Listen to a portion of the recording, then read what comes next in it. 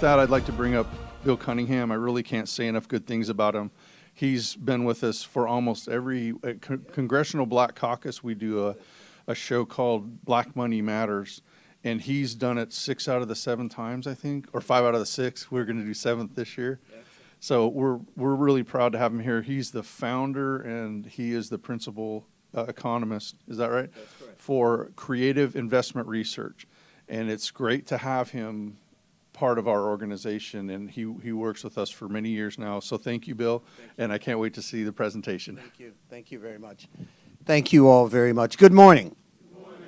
I'm delighted to be here. Thank Kevin. Where did Kevin go? I always beat up on him, but I will say, he has been a solid partner on this work, certainly on the policy side, in moving things forward. So I'm going to talk about the numbers, kind of what's been going on. I'm going to start with the review of what I said last year.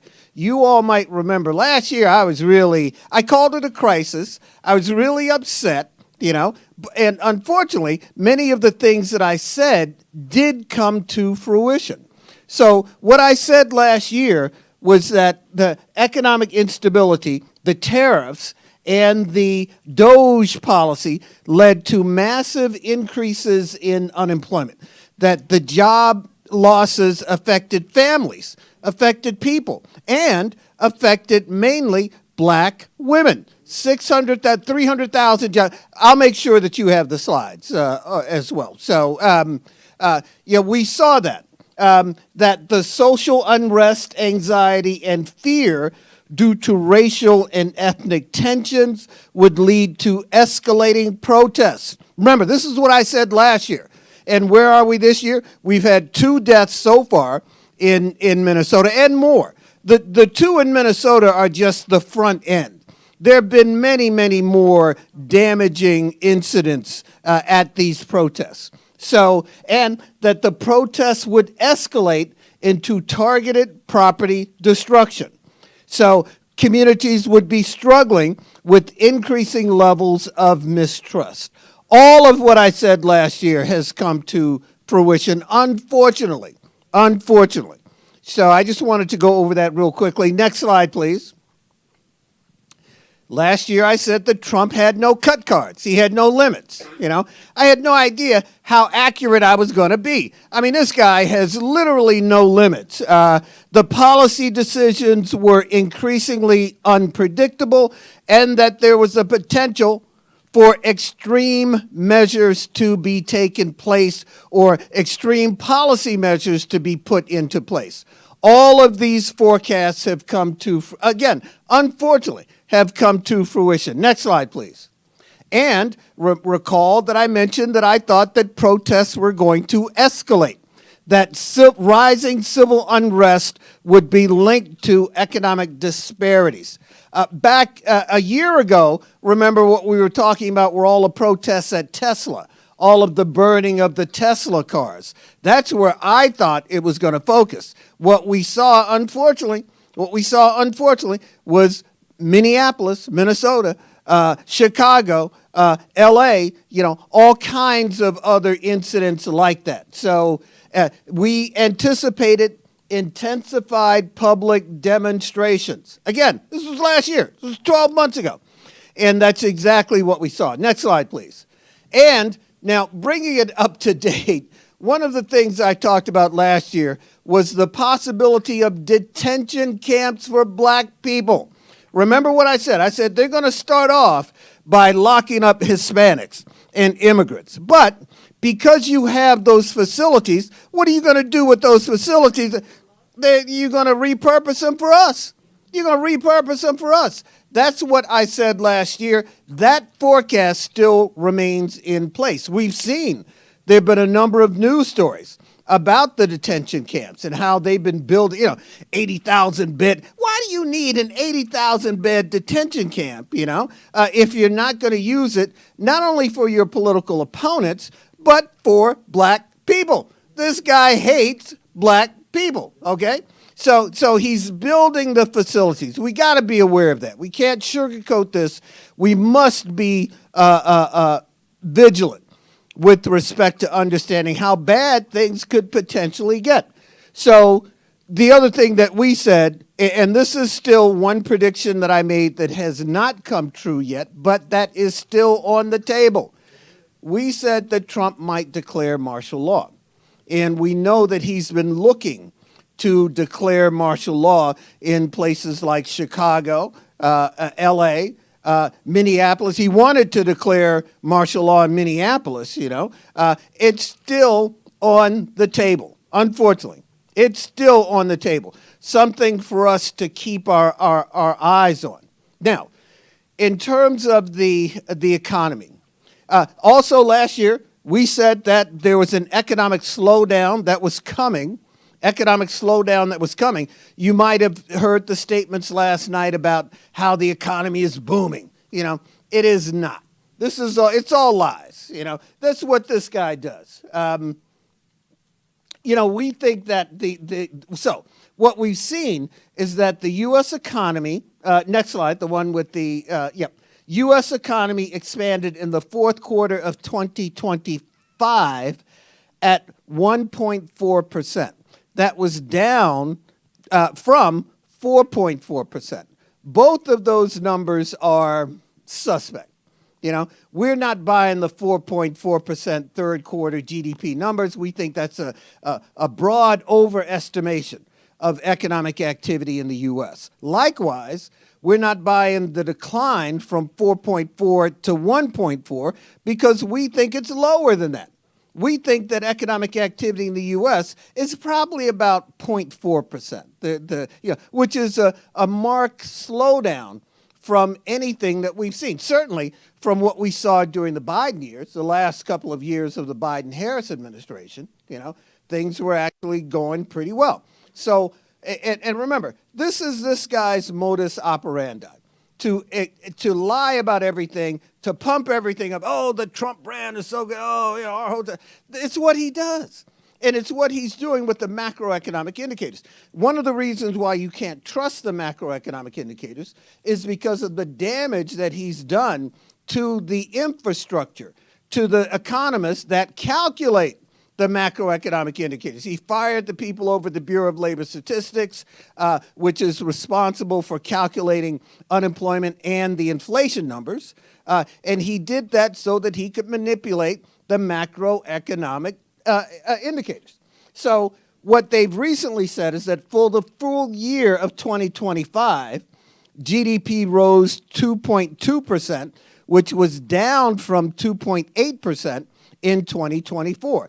Slow down, just as I said. I mean, regardless, and again, I think these numbers are overestimated. But even with that, the direction is clear.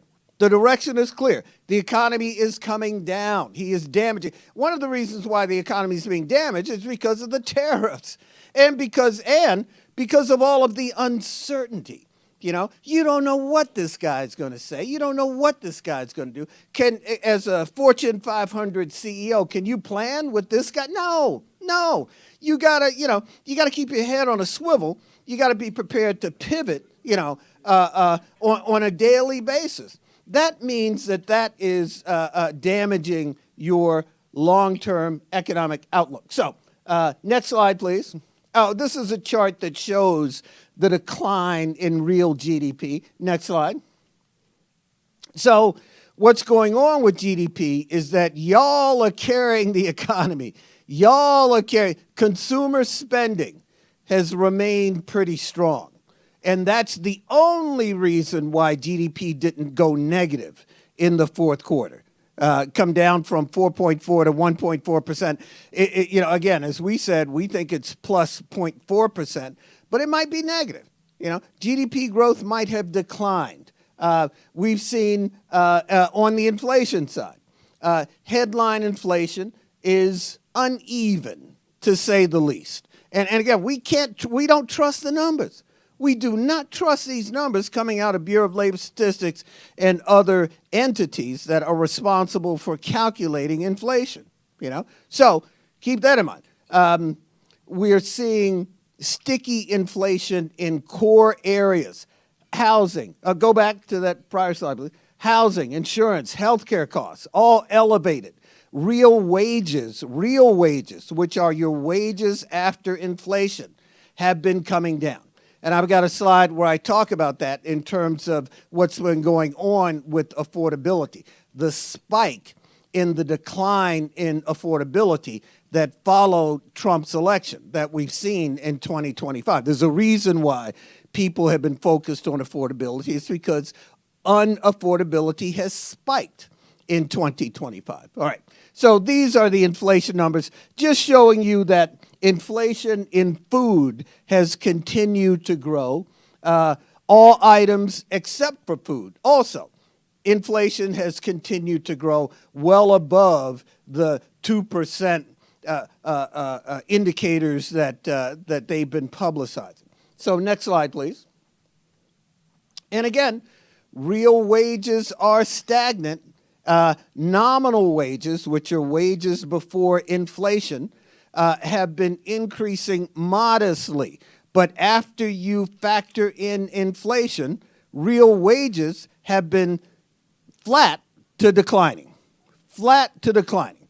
So the money you're earning has been declining after you account for inflation. Real wages stagnating after adjusting for inflation. Middle income households are squeezed by essentials. What's one of the essentials I just talked about? Food. Food. Food prices are rising. So, and that's squeezing middle income households. Productivity gains. Now, it's not that workers aren't working hard. Workers are working hard. People are working hard. They're doing whatever they can to keep them jobs, right? So workers are more productive. But the gains from productivity have not been accruing to workers.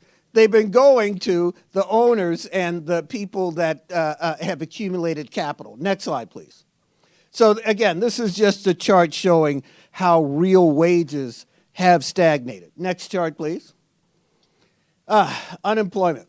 So what we have, the official unemployment rate remains historically low. As I said, I don't trust the numbers. I think they're manipulating the numbers because they look good. They look good, but they're not real. As with the inflation, as with GDP, you can't really trust these numbers. And we know that because what's the canary in the coal mine? What's the group where the unemployment has been undeniable? Black women. Black women. Y'all know what's going on. And as with everything else, black women have shown the way through this crisis through radical cooperation and collaboration. And also, here's the other thing I like about black women, not publicizing that. Keep just doing it, yourself. You don't need to wave the flag about how, you're dealing with it. Keep it to yourself, They don't need to know what we're doing, So that's one thing that we've seen. This is a chart showing the true nature of unemployment. The blue line is the official unemployment statistics. The orange line is unemployment and underemployment. Remember, unemployment only calculates people who are looking for jobs, who have not been discouraged. If the orange line shows the unemployment rate for people who have been discouraged out of the labor market. Much higher, much higher. So just keep that in mind. Next slide, please. This is the affordability. Yep. Yes. Yes. The orange line. Yes. This is the affordability index chart that I was talking about. Again, when you get the slides, you'll see. And the slides kind of explain how those numbers are calculated. The bottom line, the most important part is the spike here from 2024 to 2025 into 2026, showing how affordability has declined. And why has affordability declined? Because of the reasons that we just talked about. Inflation in food. We've seen the unemployment and the underemployment growing. So and housing costs, everything has been moving in the wrong direction with this current administration. Next slide, please. All right. So here's your problem. Next slide. Wealth. This is the chart showing wealth by race. The green is wealth held by white households. Wealth held by white households. The lime green right here, that's black households.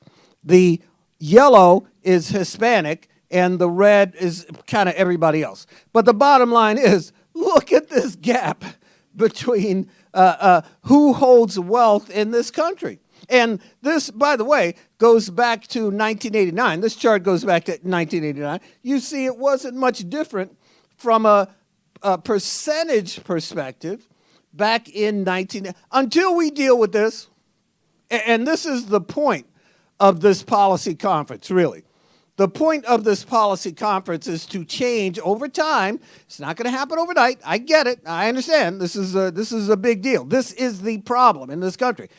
Change that concentration of wealth so that it's more evenly distributed. And again, not asking for a huge, massive, just a little bit, for crying out loud, would make a huge difference. And how do we know that? Because during times when we have made the change in this wealth distribution chart, things have been better for the United States of America.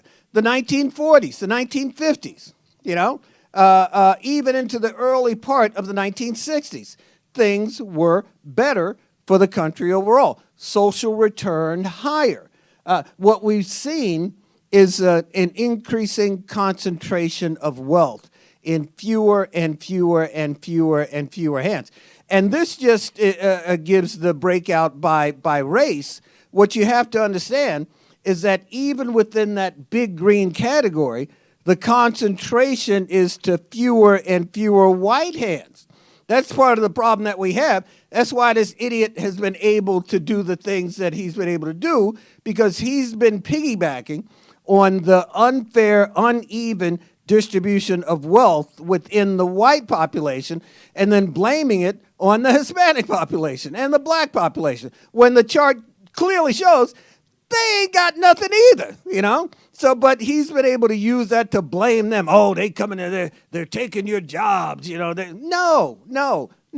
It's the inequality within this category, this growing, the fact that it's grown so much, and the fact that the distribution of wealth is not fair, is not even in that category.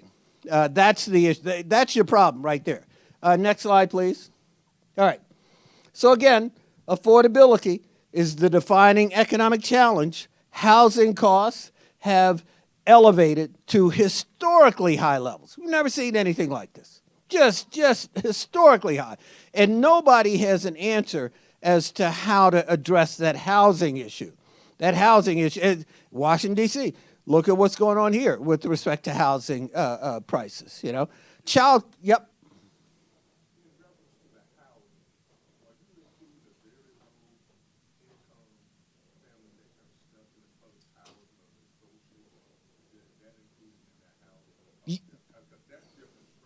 Right. Right. Yes, but to some extent. I'm mainly including private sector, single-family housing, the types of stuff that's financed by Freddie Mac and Fannie Mae and Ginnie Mae, single-family housing. But the Section 8 and the public housing, whole different issue. I mean, just another struggle, as you correctly put it.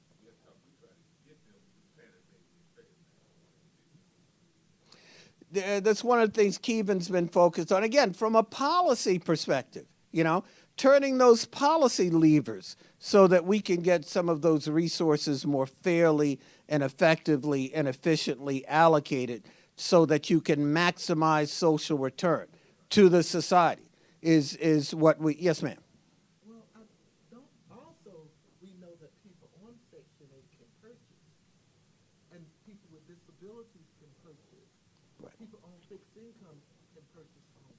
I think one of the problems is our problems. We're not educating Yes. the people on the fact that these funds are out there available to them to purchase, even if they are on fixed income, Right. because they're looking at the fact that I'm at poverty level. never own a home. But the truth of the matter is they can Yes. because there are funds to help these people purchase. So I think one of the things is how can we get the message out to the people that's on the fixed income? When there's an economic incentive to provide information that benefits the people in that concentration of wealth category, somehow they figure out a way to get that information out. I think using podcasts, online distribution mechanisms, other broadcasters, the whole self-broadcasting movement that's been going about, telling the stories, success stories, when somebody is able to purchase property despite being on Section 8 or in public housing. I think it's part, but those stories are never told. Those stories are never told. So reinforcing the movement to publicize some of those stories is, I think, one thing that would help. But to tell you the truth, I don't know. I mean, it's a great idea. Question, comment? I would say this, I'm going to say the rest, but housing, Yeah. there is a movement called RAD, Residential Assistant Demonstration Program, by HUD Okay. and private investors to redevelop public housing in Section 8, because our housing stock is about 85, but you got to tear them down. Right. And there's a movement to move people to into fair market. The problem that we're going to run into is that affordability issue. Right. But I say that there are some things going on. Excellent. Excellent. Very again, that's the other reason why we need to have more of these kind of meetings to share that information, to move policy in a direction that not only helps underserved populations, but helps the country overall. That's it's the idea that Kevin has behind doing this sort of thing. Again, I think I'll kind of wrap it up there. I think I'm kind of getting the hook. But I want to thank you all. I want to thank you all for attending, for paying attention, for being here. I and my students, let me introduce my students, my interns over there, will be here all day and tomorrow and Friday at Rayburn. So please let me know how I can help and how I can, yes, sir. Just one last question before you go. Yep. Any forecasts for the upcoming year that you haven't shared with us that you're thinking? Yes. Yeah. That's the tough one.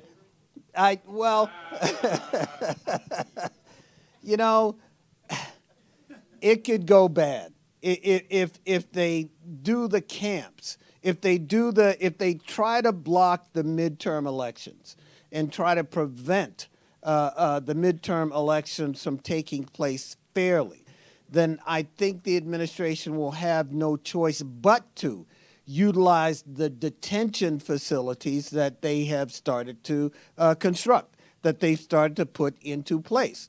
So you'll know how bad things are going to go, if you start to see a wholesale movement. If Kevin suddenly doesn't show up, because he's in some camp somewhere, along with me, I'll be there with you, then you'll know how bad things are going to go, and the economy is going to fall off of a cliff if that happens, because all of the people who have the money and are spending the money are going to be unable to do so. So that's the downside, the real negative impact. Is there a positive forecast side? Probably, the one that involves the population really coming together, radically cooperating and collaborating to prevent the negative side of the forecast from coming to fruition. You'll know that as well. You'll be able to see that as well. So, but I got to tell you, I got to be honest. The forecast is to the downside. It really is. I mean, these guys aren't, as I said, they don't have any cut cards. They're not playing around. They've thought about it. Kevin and I talk about this all the time, how they've thought about this, Project 2025, no accident. They've been thinking about this for 10, 20, 30, ever since we started to get a little freedom, it's a mental thing. They just can't stand the fact that we have survived. and not only survived but thrived and prospered in this hostile environment.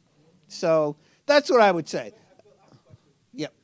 And you may not have done it yet, but have you calculated how much money the U.S. spends just holding black people back? Yes. Different from how much we lose from being in prison, and how much they actually spend on that oppression. Well, remember, we did that at the Congressional Black Caucus, where I calculate, here's how you calculate that. The answer is yes. So if you look at the number of black men who are incarcerated, and you calculate how much money they would make if they were paid the average wage, not even super, but just the average wage, it really is trillions of dollars over time. It really is. Talk about the other side of like how much they spend building prisons, how much they spend on police, that whole, like the guy who sued the Freedom City, like they paid $2 million for the lawsuit. Right. To stop making, those are costs that they that aren't tracked. Absolutely have included those in, because you include, when you look at the deadweight loss to the black community from the elevated incarceration and from all of the other negative aspects of black life in this culture, then one of the things that you do is you look at the infrastructure that is used to hold us down. And the cost of that, the prisons, the bad schools, the bad highways, the lack of the housing differential. One of the other things. Here's an easy way you can do that, real quickly. And I know I got to go. Mr. Christian Soltez has donated 8 minutes of his panel's time because you're on a roll. And Oh, I appreciate. He said, that. "Don't stop him." I appreciate you. Okay. So if you look at the first, remember, one of the things that the country did brilliantly in the Constitution was establish a census. It's one of the first things this country did, which no other country did. Say, we got to count everybody who's here. Brilliant, brilliant. So what happened? What were the numbers in that first census? Well, black people were 60%, well, 40% of the population. So here's what I want you to do. Take those initial census numbers and run them forward statistically. What you'll find is that uninterrupted, black people would have been 60% of the population of this country. So what you have to do, we know that we're at 13% now, so subtract 13% from 60%, you'll see what the difference is. Multiply that difference by the average wage rate. That will give you the economic damage that you're talking about. It's trillions and trillions of dollars. So I think I'll end there. Any other comments? Yes, sir.